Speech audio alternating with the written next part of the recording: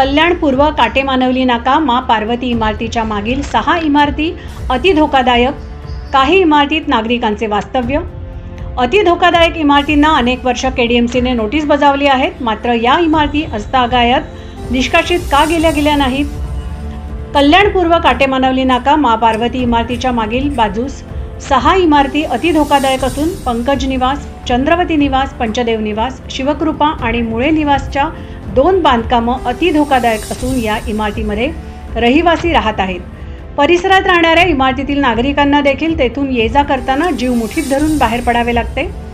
परिसरात खुल्या जागेवर लहान मुले देखील खेळत असतात, त्यांचा जीव देखील धोक्यात आहे। केडीएमसीने ही बांधकामे अति धोकादायक जाहीर केली असली तरी काही रहिवासी देखील या इमारतींमध्ये राहत आहेत। येत्या पावसाळ्यात येथे कोणता अनर्थ घडला तर पुन्हा दोषी कोण हे शोधण्यापूर्वी केडीएमसीने या इमारतीवर तोडक कारवाई करून परिसरातील नागरिकांना दिलासा द्यावा, कारण कोणतीही घटना घडली तर या परिसरात फायर ब्रिगेड जाण्याची देखील येथे सोय नाही। अशा काही 50 वर्षाच्या अतिजीर्ण इमारती या ठिकाणी असून पालिकेने तोडक कारवाई करणे गरजेचे आहे। शरद शिंदे, आदिराज मीडिया, कल्याण।